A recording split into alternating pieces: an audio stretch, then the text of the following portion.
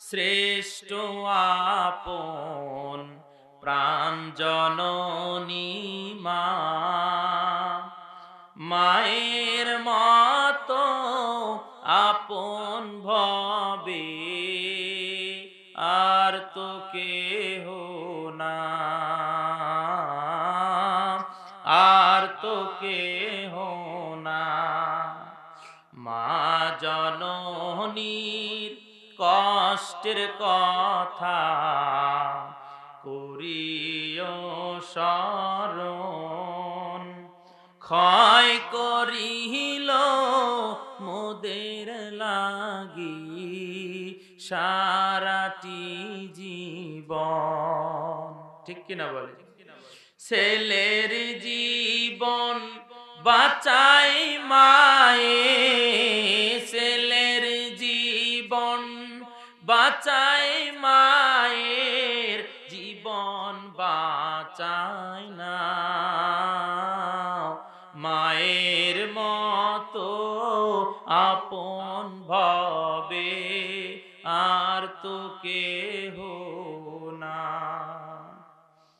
যেই মানি যে না খাইয়া সন্তান রে খাওয়ায়, সেই মা জননীকে কেমনে ভুলে থাকা যায়? ভুলে থাকা যাবে ভাই?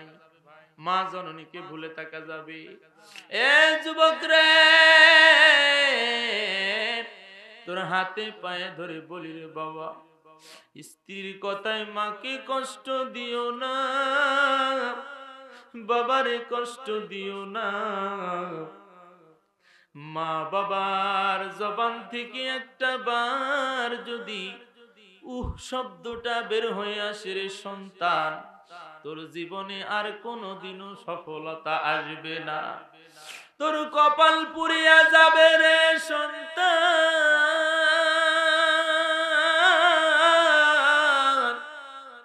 মায়ের কষ্ট দিও না, বিবির কথায় বাবাকে আলাদা করে দিও না, বিবির কথায় কান পড়ায় মাকে বাবাকে আলাদা করে দেয়, এরকম কুলাঙ্গার সন্তান আছে না নাই? জোরে বলেন আছে না নাই? আরো জোরে বলেন আছে না নাই? তোদের দুইটা হাতে ধরি পায়ে পড়ি রে যুবক, এমন কাজ কখনো করার সাহস করবি না, কারণ রেজার রব্বি ফি রেজার ওয়ালিদি ওয়া সাখাতুর রব্বি ফি সাখাতাল ওয়ালিদি। মা বাবার সন্তুষ্টি আমার মাওলার সন্তুষ্টি, কথা বলেন ঠিক কিনা? মা বাবার অসন্তুষ্টি আমার আল্লাহর অসন্তুষ্টি। মা বাবা যদি কষ্ট পায় আমার আল্লাহ নারাজ হইয়া যায়। আমার আল্লাহ তাআলা কোরআনুল কারীমে আয়াত নাজিল করেছেন, অকদা রাব্বুকা আল্লা তা'বুদু ইল্লা ইয়াহু ওয়া বিল ওয়ালিদাইনি ইহসানা ইম্মা ইয়াবলুগান্না ইনদাকাল কিবারা আহাদুহুমা আও কিলাহুমা ফালা তাকুল লাহুমা উফফিন ওয়ালা তানহারহুমা ওয়া কুল লাহুমা কাওলান কারীমা ওয়াখফিদ লাহুমা জানাব হাজ্জুল মিনার রাহমাতি অকুর রব্বির হামহুমা। পড়েন না ভাই, সবাই জবানটা খুলে পড়েন। অকুর রব্বির হামহুমা কামা রাব্বায়ানি সগীরা, রব্বির হামহুমা কামা রাব্বায়ানি সগীরা। পড়েন আমিন। যেই মানি যে না খাইয়া সন্তান রে খাওয়ায়, সেই মা জননীকে কেমনে ভুলে থাকা যায়? মা বাবাকে কষ্ট দিয়ে মা বাবাকে কষ্ট দিয়ে আর খাদায়ো না, মায়ের মতো আপন ভবে আর তো কেহ না, আদর সোহাগ দিয়ে বড় করলো বাবা মায়, সেই বাবা মা কবরেতে কেন্দে বুক ভাষায়, আদর সোহাগ দিয়া বড় করলো বাবা মায়, সেই বাবা মা কবরেতে কেন্দে বুক ভাষায়। ওই মা বাবার জন্য সন্তান, ওই মা বাবার জন্য সন্তান কিছুই করলা না, মায়ের মতো আপন ভবে আর তো কেহ না, লা ইলাহা মোহব্বত লা ইলাহা, জোরে জোরে লা ইলাহা ইল্লাল্লাহ, জোরে লা, আরো জোরে লা ইলাহা মোহব্বত লা। গভীর রাতে আল্লাহর নামের জিকির খারাপ লাগতেছে ভাই? খারাপ লাগতেছে? তাহলে মহব্বতের সাথে একটু অনুরোধ করি, সকল যুবক ভাইরা একটু জবানটা খুলে মহব্বতে পড়েন না ভাই, আল্লাহ খুশি হবে। লা ইলাহা, জোরে লা ইলাহা। রিকশা চলে না বন্ধু চালক ছাড়া, নৌকা চলে না বন্ধু মাঝি ছাড়া, তেমনি ভাবে দুনিয়া চলে না আমার আল্লাহ ছাড়া। লা জোরে লা ইলাহা ইল্লাল্লাহ মোহব্বতে লা ইলাহা, জোরে লা ইলাহা, লা ইলাহা ইল্লাল্লাহু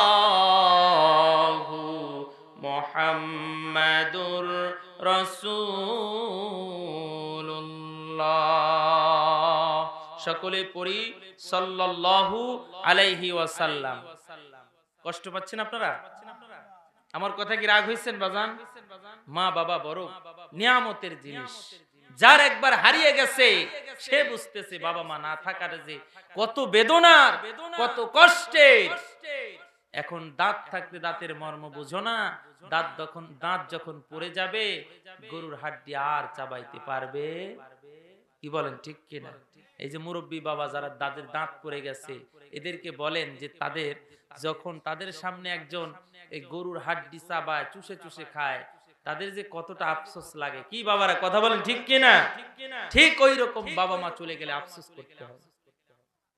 এজন্য বাবা মা থাকতে বাবা মায়ের কদর বুঝেন, বাবা মাকে মহব্বত করেন, বাবা মাকে ভালোবাসেন, তাদেরকে বুঝেন, বুঝার চেষ্টা করেন।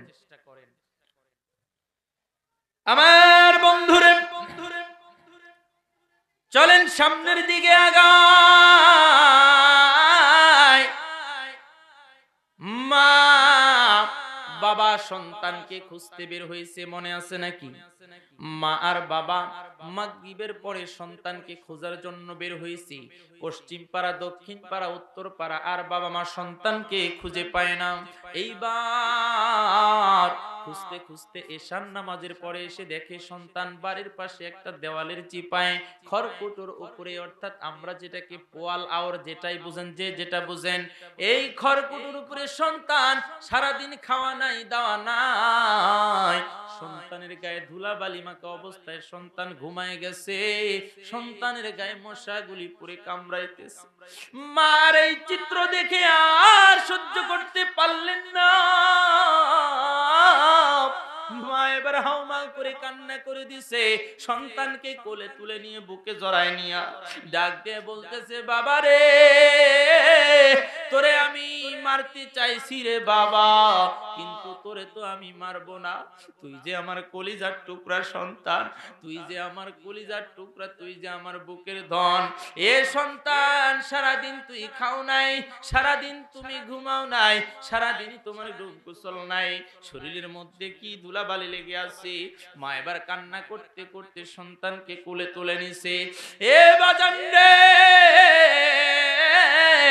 এই মজলিসে এমনও ভাই বসা আছে, যেই ভাইটা জীবনে কোনোদিনও মসজিদে যায় নাই, যেই ভাইটা গত জুমাতেও নামাজ পড়ে নাই, পাঁচ ওয়াক্ত তো পড়েই না, আজকে এই কোরআনের মাহফিলে আইসা একটা বার আল্লাহকে ডাক দিছো, আমার আল্লাহ বড় খুশি হয়ে গেছে। সুবহানাল্লাহ বলেন। আমার আল্লাহ খুশি হইয়া ওই যুবককে আল্লাহর রহমতের দরিয়ার মধ্যে জোশ মেরে গেছে।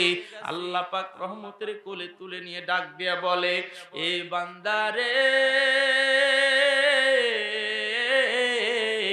আমি দয়ার আল্লাহ, তুমি কি জানো না?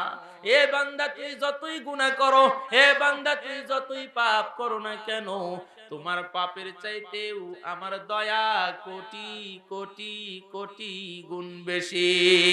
আল্লাহু আকবার বলেন না ভাই, জোরে বলেন আল্লাহু আকবার। আল্লাহর চাইতে বড় দয়াবান, বড় মেহেরবান আর কেউ হতে, জোরে বলেন, হতে পারে? আমার বন্ধু চলেন সামনের দিকে আগাই। হযরত ওমর রাদিয়াল্লাহু তাআলা আনহুর মজলিসে একজন টকবকে যুবক খাড়ানো, মনে আছে কি ভাই? এ মনে আছে? হযরত ওমর ডাক দিয়া বলে, যুবক, তোমার চোখগুলি কেন লাল বর্ণ?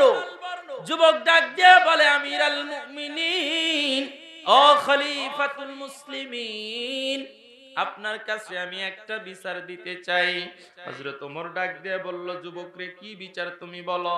এবার যুবক ডাক দিয়ে বলে, খলিফা, এই পৃথিবীর জমিনে মা বাবার চাইতে বড় আপনার কেউ নাই, আপনার কাছে আমার এইটাই নালিশ গো হুজুর, আমার জন্মদাতা, আমার জন্মদাত্রী, আমার গর্ভধারিণী মা জীবিত আছে, পৃথিবীতে বেঁচে আছে, কিন্তু আমার মা আমাকে সন্তান বলে পরিচয় দিতে চায় না। জোরে কন্যা নাউযুবিল্লাহ। এরকম ইতিহাস বহু শুনেছেন যে সন্তান বাবা মার পরিচয় দেয় না, কথা বলেন ঠিক কিনা? কিন্তু মায়ের সন্তানের পরিচয় দেয় না, এরকম কথা কখনো শুনেছেন? এরকম ইতিহাস আপনাদের এলাকায় এরকম ঘটছে কি ভাই? মা যতই খারাপ হোক, মা যতই খারাপ হোক, সন্তানকে বুকে আগলে রাখার চেষ্টা করে, কথা বলেন ঠিক কি? আমার বন্ধুগণ, ব্যতিক্রম একটি কথা আপনাদেরকে আজকে শোনায় যাব। এইবার ওমর ডাক দেয়া বলে, রে যুবক, তোমার কথা কি সত্য না মিথ্যা? যুবক ডাক দেয়া বলে, খলিফাতুল মুসলিমিন, আপনার সামনে দাঁড়ায়া মিথ্যা কথা বলার মতো সাহস আমি যুবকের নাই। এ খলিফাতুল মুসলিমিন, ওমর গো, আমার মা এই পৃথিবীর জমিনে আমাকে তিনি প্রসব করেছেন, দুনিয়ার জমিনে আমি আসছি, আমি এত বড় হয়ে গেছি, এই মুহূর্তে আমার জন্মদাত্রী, আমার গর্ভধারিণী মা, যেই মাকে আমি একবেলা না দেখলে আমি ঠিক থাকতে পারি না, যেই মায়ের চেহারাটা একটা বেলা আমি না দেখলে আমার মন বড় খারাপ হয়ে যায়, যেই মায়ের চেহারা না দেখলে আমি সহ্য করতে পারি না, সেই মা আজকে আমাকে সন্তান বলে পরিচয় দিতে চায় না। এবার হযরত ওমর ডাক দিয়ে বলল, এ সৈন্য সামন্ত মন্ত্রী প্রজা, তোমরা কোথায় আছো? সঙ্গে সঙ্গে সমস্ত সৈন্যবাসী গুলো হযরত ওমরের দরবারে দাঁড়ায় গেল। যাওয়ার পরে হুজুর বলেন, কি বলবেন? ওমর ডাক দিয়ে বলে, রে আমার সৈন্যরা, যাও যাও যাও, এই মুহূর্তে এই যুবকের আম্মাকে আমার দরবারে ধরে নিয়ে আসো। এবার আল্লাহর বান্দীকে সুন্দর করে নিয়ে আসা হলো, খলিফাতুল মুসলিমিন হযরত ওমরের দরবারে নিয়ে আসা হলো। দুইজনকে হাজির করা হয়েছে, সন্তানও আছে, মাকেও নিয়ে আসা হলো। মাকে নিয়ে আসার পরে খলিফাতুল মুসলিমিন অর্ধ পৃথিবীর বাদশা হযরত ওমর ডাক দিয়ে বলতেছে, ও আল্লাহর বান্দি, এই যে যুবক তোমার সামনে দাঁড়ায় আছে, এই যুবককে কি তুমি চেনো নাকি? এবার আল্লাহর বান্দি এক বাক্যে বলতেছে, খলিফাতুল মুসলিমিন, না না না, এই যুবককে আমি চিনি না। জোরে কন্না নাউযুবিল্লাহ। অথচ যুবক পরিচয় দিচ্ছে যে এটা তার, জোরে বলেন তার, কিন্তু মায়ে পরিচয় দেয় না, এটা আমার সন্তান না। এক পর্যায়ে মহিলা ডাক দিয়ে বলতেছে, খলিফাতুল মুসলিমিন গো, এই দুনিয়ার জমিনে আমার কোনোদিন বিয়েই হয় নাই। নাউযুবিল্লাহ। দুনিয়ার জমিনে কি হয় নাই? বিয়ে হয় নাই। এবার খলিফাতুল মুসলিমিন হযরত ওমর চিন্তা করলেন, যেই প্যাঁচ লাগছে এইটা খসানো তো খুব বিপদ, কথা বলেন ঠিক কিনা? যেই প্যাঁচটা লাগছে এই প্যাঁচটা খুলতে গেলে তো অনেক বিপদ, অনেক বড় একটা মুসিবতের সম্মুখীন হয়ে গেল, অনেক বড় একটা মাসালার সম্মুখীন হয়ে গেল। কারণ সন্তান বলে এটা আমার মা, আর মায়ে বলে না না, এই দুনিয়াতে আমার সন্তান তো দূরের কথা, এই দুনিয়ার জমিনে আমার কোনোদিনও বিয়ে হয় নাই। এ বাজান রে, এইবার হযরত ওমর ডাক দিয়ে বলল, রে যুবক, তুমি এইটা যে তোমার মা, তোমার এই কথার পিছনে কি কোনো দলিল আছে নাকি, কোনো সাক্ষী আছে নাকি? হযরত ওমরের সামনে যুবক ডাক দিয়ে বলল, হুজুর, এইটা যে আমার মা, আমি এর পক্ষে সাক্ষী নিয়ে আসতে পারবো। এইবার যুবক তড়িঘড়ি করে দেরি না করে চলে গেলেন বাড়ির ভিতরে। বাড়িতে যাওয়ার পর ওই এলাকা থেকে এমন 20 জন লোক নিয়ে আসলেন, যেই 20 জন লোক তার পক্ষে সাক্ষ্য দিল, এ আমিরুল মুমিনিন, খলিফাতুল মুসলিমিন, এই যুবক যেই কথাটা বলতেছে এই কথাটাই সত্য। জোরে কোন মারহাবা। হযরত ওমর এবার আল্লাহর বান্দীকে ডাক দিয়ে বলতেছে, ও আল্লাহর বান্দী শোনো, তুমি যে তার মা, এই কথার পক্ষে, এই যুবকের কথার পক্ষে 20 জন সাক্ষী পাওয়া গেছে, তারা সাক্ষী দিয়েছে যে তুমি তার মা। কিন্তু তুমি যেই দাবিটা করতেছো যে এইটা তোমার সন্তান না, বা দুনিয়ার জমিনে তোমার কোনোদিন বিয়েই হয় নাই, তোমার এই কথার পেছনে কোনো সাক্ষী আছে কি? এবার আল্লাহর বান্দী সেও বলতেছে, জি খলিফাতুল মুসলিমিন, আমারও সাক্ষী আছে। আমারও কি আছে? ঠিক আছে, তাহলে তোমার সাক্ষীকে তুমি উপস্থিত করো। আল্লাহর বান্দী বাড়িতে যাওয়ার পর তার 4 জন ভাই সহ 40 জন সাক্ষীকে তিনি উপস্থিত করেছেন। জোরে কোন নাউযুবিল্লাহ। কয়জন সাক্ষী? 40। তাইলে 40 জনের মোকাবেলায় 20 জন কি টিকতে পারবে? কথা বলে না ভাই, বুঝতেছেন না কথা? 40 জনের মোকাবেলায় 20 জন টেকা সম্ভব? তাইলে যেদিকে বেশি সাক্ষী রায় তো সেদিকেই যাবে নাকি? দেখেন কি মজার কথা, খলিফাতুল মুসলিমিন হযরত ওমর ডাক দিয়ে বলতেছে, যুবক শোনো, তুমি তো যে সাক্ষীগুলি উপস্থিত করেছো, তোমার সাক্ষী তো হলো 20 জন। কয়জন? 20 জন। কিন্তু তুমি যাকে মা বলে দাবি করছো, আল্লাহর ওই বান্দী যে সাক্ষীগুলি উপস্থিত করেছে সেই সাক্ষীর সংখ্যা বেশি, 40 জন। তাইলে রায় তো সেই আল্লাহর বান্দির দিকেই যাবে, সে যে দাবি করতেছে এটাই ফাইনাল হবে। কথা বলেন ঠিক কিনা? আমার বন্ধুরা, যুবকের চেহারাটা মলিন হয়ে গেছে, যুবকের মন খারাপ, যুবকের চেহারার দিকে আর তাকানো যায় না।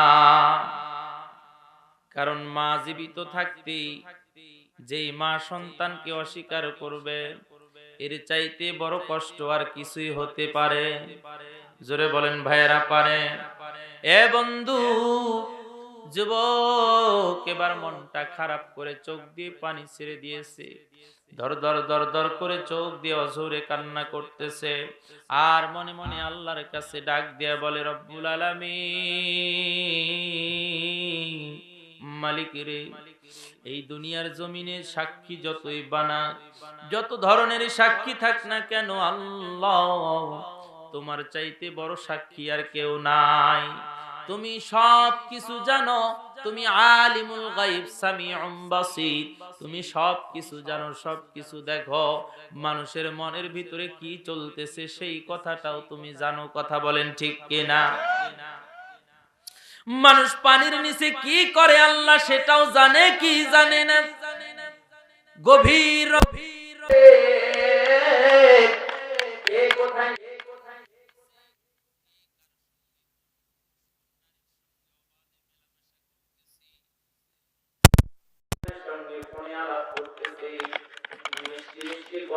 বলতেছে সব কিছু দুনিয়ার কেউ না শুনলে একজন শুনেন, তিনি কে? জোরে বলেন কে? এ বন্ধু, রাতের অন্ধকারে কত ভোট হয়ে যায় এই জামানায়, কি করা যায়? হযরত আলী সুন্দর করে ফজরের নামাজ শেষ করে চলে গেলেন গন্তব্যে।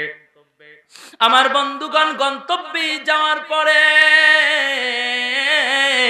হযরত আলী রাদিয়াল্লাহু তাআলা আনহু ফজরের পরে গেলেন হযরত ওমরের দরবারে। আল্লাহু আকবার বলেন।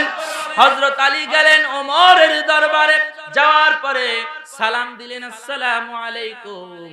সালাম বিনিময় হওয়ার পরে এবার ভালো মন্দ কুশল বিনিময় করার পরে হযরত আলী ডাক দিয়ে বললেন, ওমর, তোমার কাছে আমি একটা কথা বলবার চাই। হযরত ওমর ডাক দিয়ে বললেন, আলী রে, কি কথা বলতে চাও তুমি বলো। বলতেছে, তুমি যে যুবককে জেলখানার মধ্যে বন্দী করেছ, আমি এই বিচারটার রায় আমি দিতে চাই। জোরে কোন সুবহানাল্লাহ। হযরত আলী রাদিয়াল্লাহু তাআলা আনহু কোরআনের একটা আয়াতকে সামনে নিলেন বাজান। এই কোরআনের আয়াতকে সামনে নিয়া আগামী কাল এই যুবককে আর আল্লাহর বান্দিকে বিচারের মঞ্চে হাজির করাবেন, কাঠগড়ার মধ্যে দাঁড় করাবেন। দাঁড় করায়া এবার আল্লাহর বান্দা হযরত আলী রাদিয়াল্লাহু তাআলা আনহু এই বিচারটার কার্য ফয়সালা করবেন। বন্ধু, গভীর মনোযোগ দিবেন যুবক রে। এবার যখন মজলিসটা বসে গেল, মজলিস বসার পর এবার হযরত ওমর বলতেছে, আলী রে, আজকের এই বিচারের তো আর কোনো কিছু করার নাই, এই বিচারের শুধু ফয়সালাটা দেওয়া বাকি। কি দেওয়া বাকি ভাই? শুধু ফয়সালা, রায় ঘোষণা করা বাকি। শুধু রায় ঘোষণা করা বাকি। এ বন্ধুরে, শুধু রায় ঘোষণা করা বাকি। তো হযরত ওমর বলতেছে, আলী, এই বিচারের তুমি আর নতুন করে আর কি ফয়সালা করবে? হযরত আলী বলতেছে, না না ওমর, না, এইটার ফয়সালাটা আমি আলী করতে চাই। এ বন্ধুরে, এইবার যখন মজলিসটা বসে গেল, বিচারটা বসে গেল, বিচারটা বসে যাওয়ার পরে আমার দিকে প্লিজ খেয়াল করবেন ভাই। এবার বিচার যখন বসে গেছে, হযরত আলী রাদিয়াল্লাহু তাআলা আনহু কোরআনুল কারীমের একটি আয়াত সামনে নিলেন। সেই আয়াতটা আমি আপনাদের সামনে পড়তে চাই। আল্লাহ তাআলা কোরআনে বলেন, ইয়া আইয়ুহাল্লাযীনা আমানু